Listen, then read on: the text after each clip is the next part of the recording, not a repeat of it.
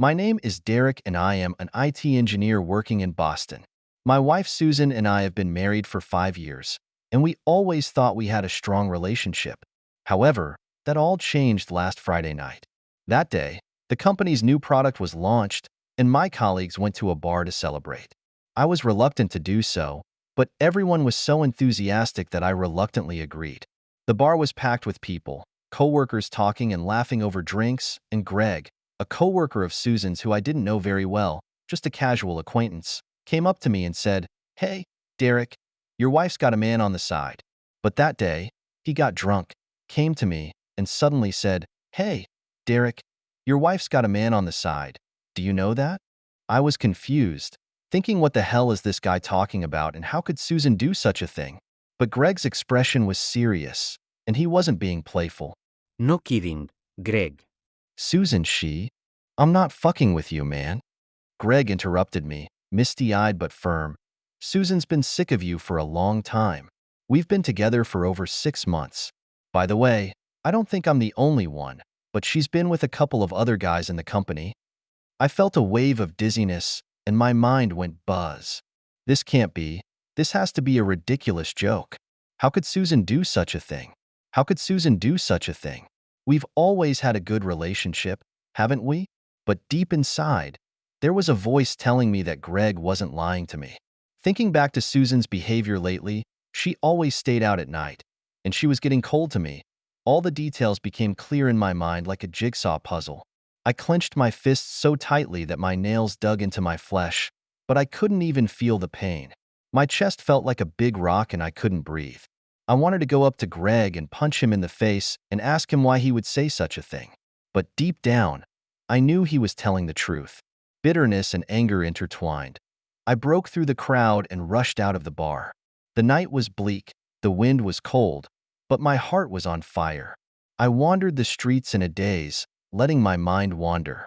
Susan, my wife of 5 years, betrayed me. The home that I had taken care of with all my might was so fragile and vulnerable. The beautiful moments of the past flashed in front of my eyes like horse lights, but now they were all turned into sharp blades, killing my heart over and over again. I didn't know what to believe. I didn't know where the future lay. The shock of betrayal crushed me, and doubt and anger took over. After that nightmare night, I took a couple of days off and locked myself up at home, not wanting to face anyone. Susan hadn't come back from her business trip yet, and the house was empty, with traces of her everywhere, which seemed so ironic now. I recalled over and over again how Susan and I met, fell in love, and got married, trying to find out the traces of her betrayal. As far as I can remember, Susan is a lively and cheerful girl. We have common hobbies and always have endless topics to talk about. The day I proposed to her, she said, "I do," with tears in her eyes, and I thought we would be happy forever. The years of our marriage were uneventful and cozy, and although we had our share of fights, we were always able to make up quickly. I worked hard and gave everything to our family, while Susan kept our home cozy and comfortable. I've imagined us growing old together countless times, and I believe that's what life is all about. But in retrospect, the signs were all there. Susan was getting colder and colder to me, and my hugs and kisses were always perfunctory. She started to work overtime more often and avoided talking about my concerns. She used to care so much about my feelings, but now she's just not warming up to me. All the details were listed in front of my eyes, but I turned a blind eye, until now this shocking secret has been revealed. I felt bitter and confused, like my whole world had collapsed. I didn't understand why Susan was doing this to me. Did I do something wrong?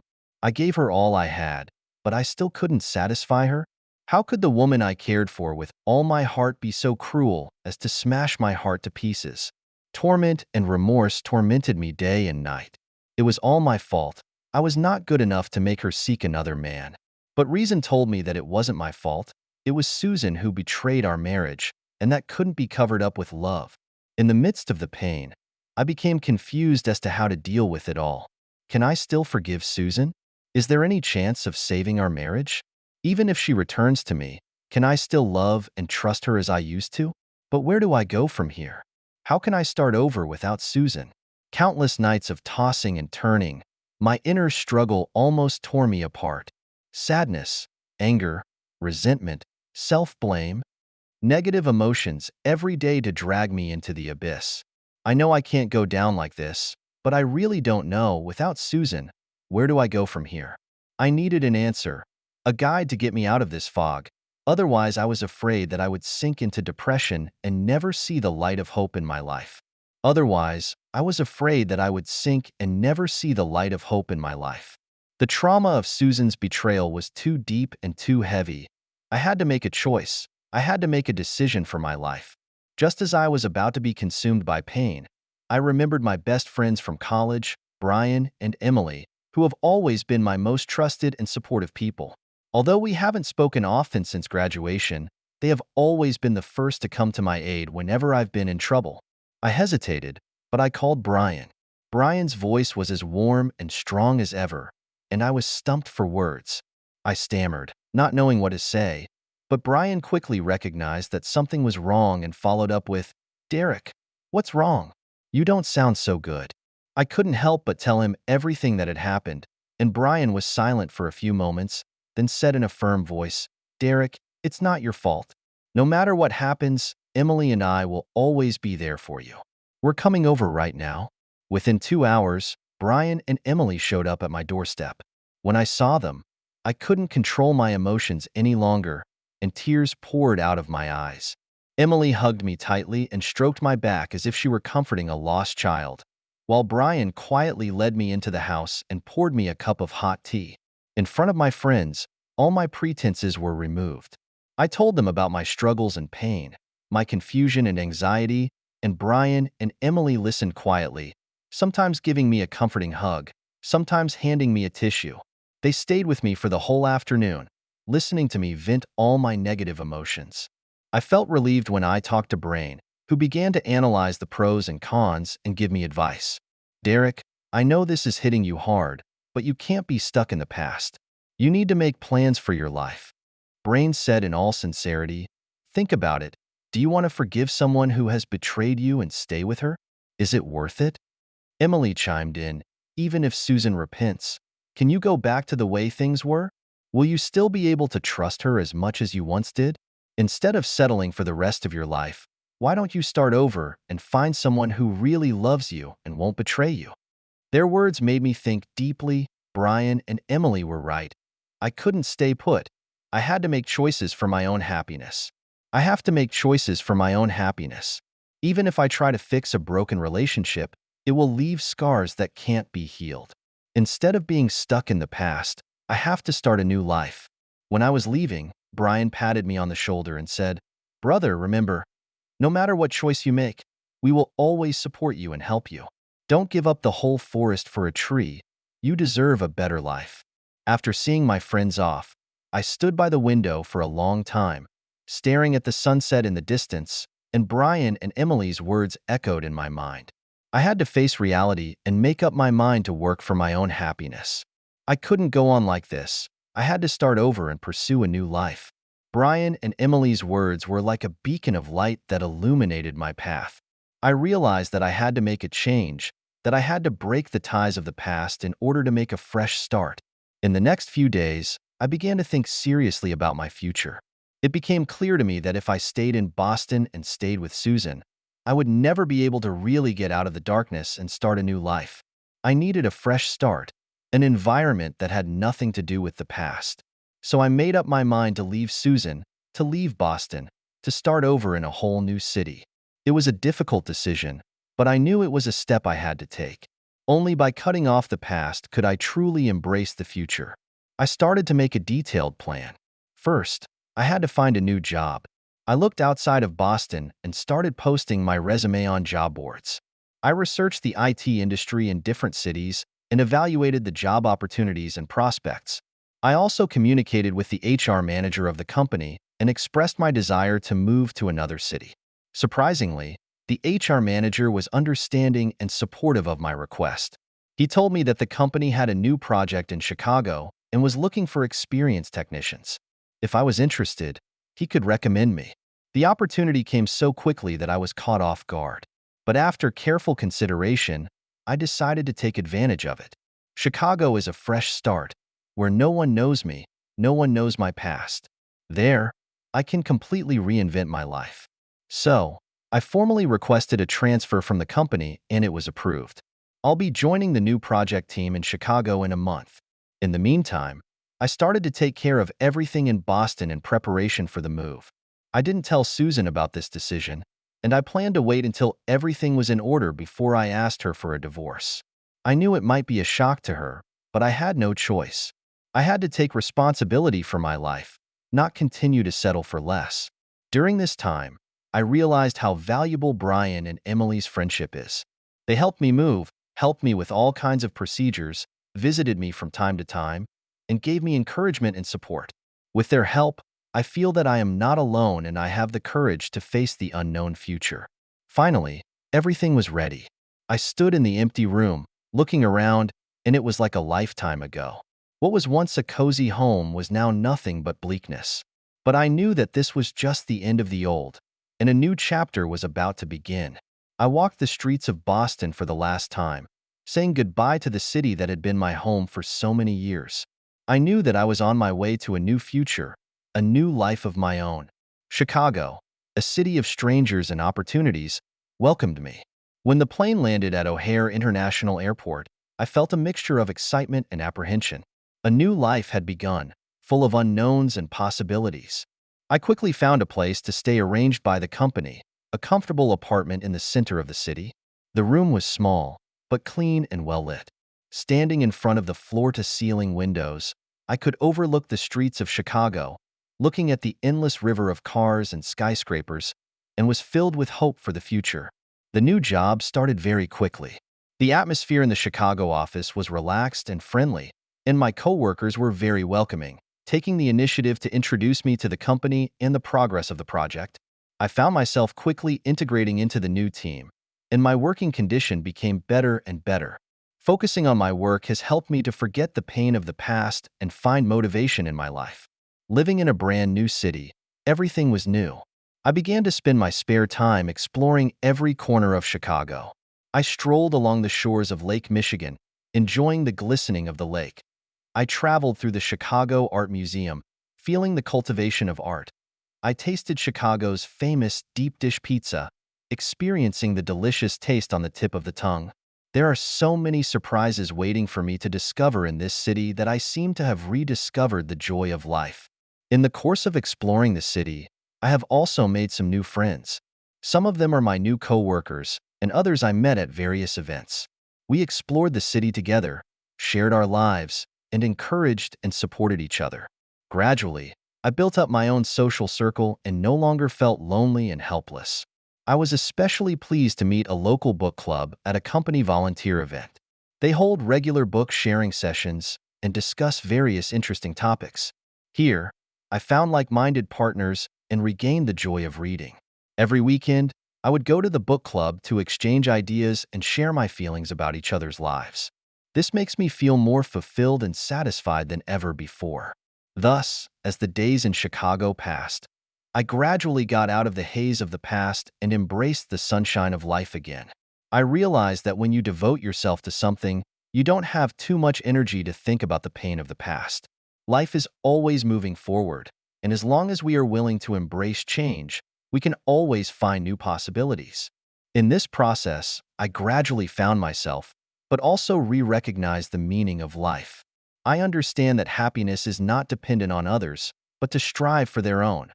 The road of life is long, fall down and get up is. As long as we are brave to move forward, we can always see the dawn of hope. Standing on the streets of Chicago, looking out over the bustling city, I felt a sense of relief and ease that I had never felt before. Just as I was getting used to my new life in Chicago and slowly moving on from my past, Susan appeared out of nowhere. She tried to get in touch with me in various ways, calling me, texting me, and even asking about me through my friends in Boston. At first, I chose to run away. Whenever I saw Susan's calls and messages, I felt a heart-wrenching pain. The wound has not completely healed. I do not know if I have the courage to face her, to face our past. But Susan didn't give up. One Friday night, I came home from work to find Susan standing in front of my apartment.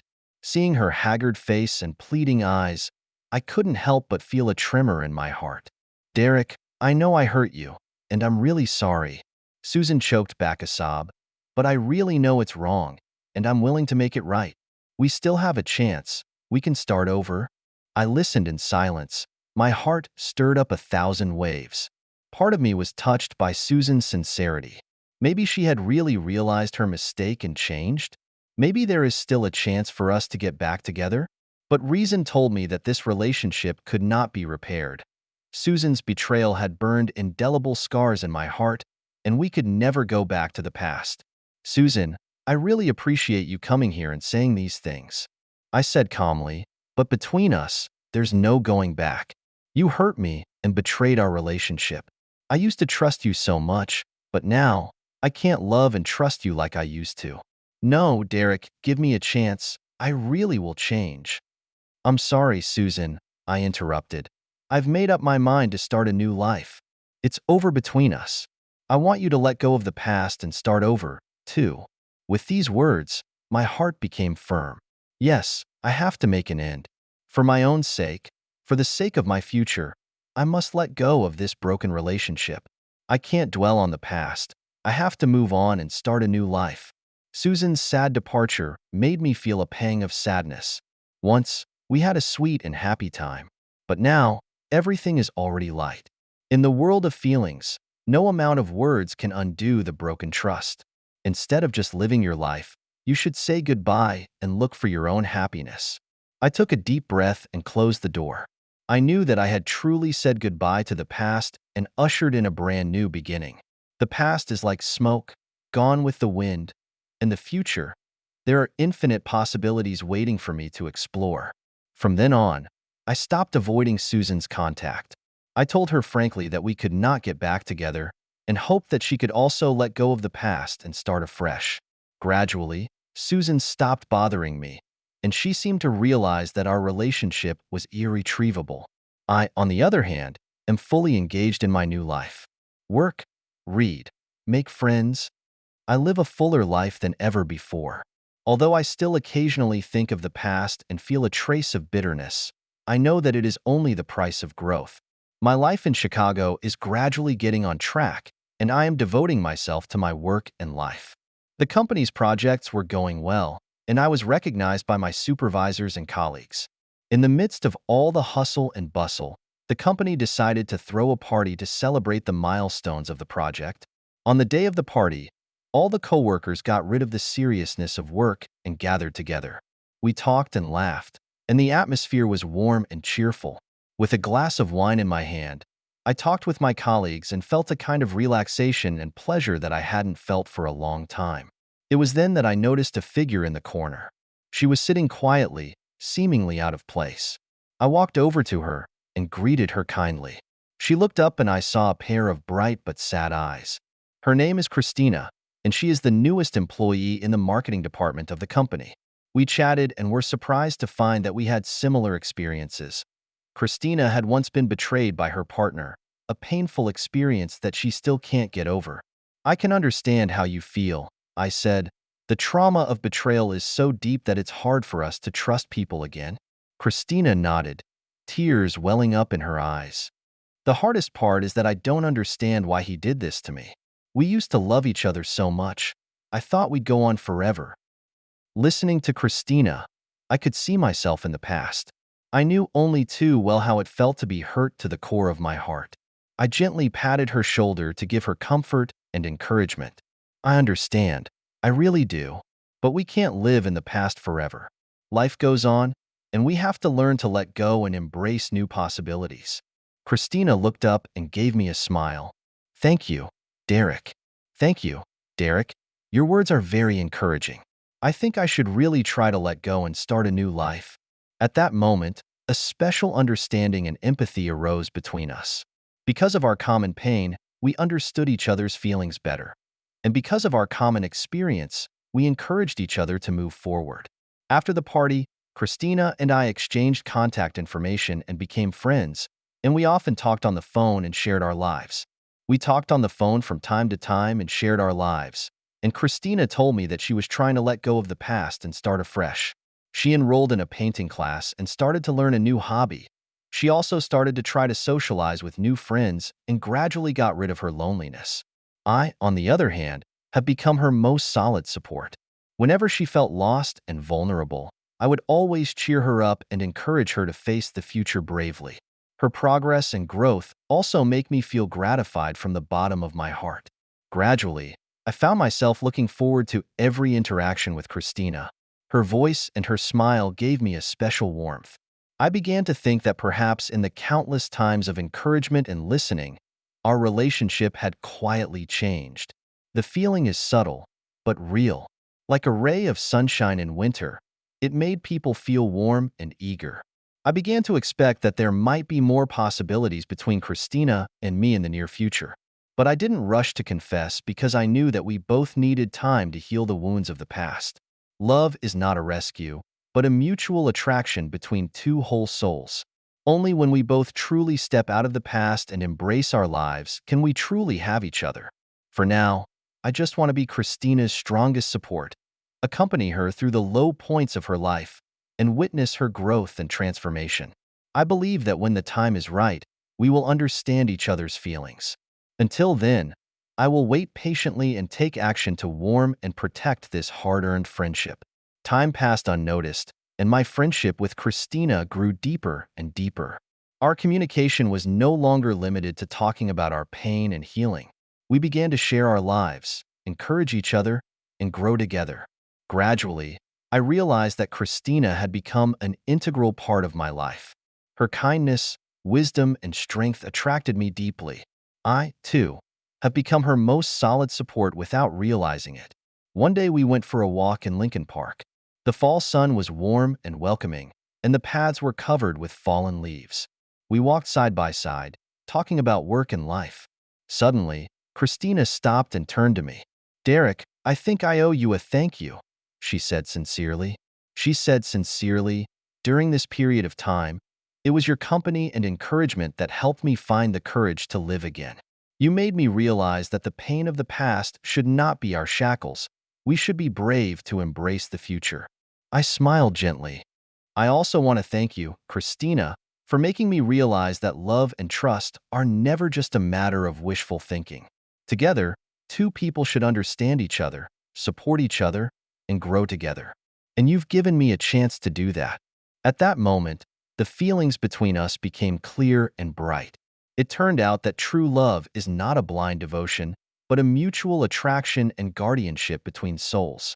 We have been hurt all over the body, but in each other's company to find the courage and hope. Naturally, we began to plan our future together. We talked about our ideal life, our dreams and visions. We agreed to travel to more places together to witness a wider world. We also agreed to fight for our dreams together, to create our own business. Gradually, I realized that the greatest blessing in life is not to have a smooth life, but to have someone to lend you a hand when you fall down, to walk with you through the darkness, and to witness your rebirth and growth. Christina is the best gift God has ever given me. In the days that followed, we went through a lot together. Difficulties at work, life setbacks. But as long as there is each other's support and encouragement, we are fearless. Every quarrel and misunderstanding have become the sharpening of our feelings. Every common effort and harvest have made our feelings more solid. Little by little, our life got better and better. We moved into a new apartment together and got a cute little dog. Our careers are on track, and we have found the ideal direction for each other. Looking back on this journey, I have a lot of feelings. Once, I thought that betrayal and pain would make me lose the ability to love forever. But now I have found a partner who really understands me, supports me, and walks hand in hand with me.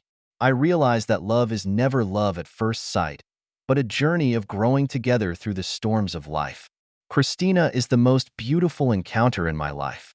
With her company, I am no longer afraid of the unknown future, because I know that no matter what lies ahead, we will hold hands, face, and cross together. Dear friend, if you are experiencing betrayal and hurt, I hope my story will give you some inspiration and encouragement. At one time, I thought the trauma of betrayal would haunt me forever, making it impossible for me to believe in love. But life has taught me that by letting go of the past and courageously starting a new life, we have the chance to meet someone better and gain sincere feelings. Pain and struggle are the necessary lessons of life. Only through experience can we truly grow. Don't let the hurt of the past define your life. You have to believe that there must be something good waiting for you in the future. Open your heart to new possibilities and create your own life with sincerity and courage. It may be a difficult process, but as long as you don't give up on yourself, you're sure to reap unexpected surprises. Remember, true love is never about controlling and getting, but about understanding, supporting, and fulfilling each other. Find the person who is willing to grow with you and walk hand in hand through the storms of life. You have the most precious treasure. I hope my story can give you inspiration and strength. Believe in yourself, love yourself, and bravely go after your happiness. I am sure that in the near future, you will meet the person who is worth committing your life to. Bless you, my friend. May you have the courage and wisdom to face all the possibilities of life. Remember, you deserve the best love and life has to offer. Thank you for taking the time to listen to today's story. If you enjoyed it, please like and subscribe if you haven't already. If you have a story to share about your own or someone else's experience, please feel free to contact me. Take care.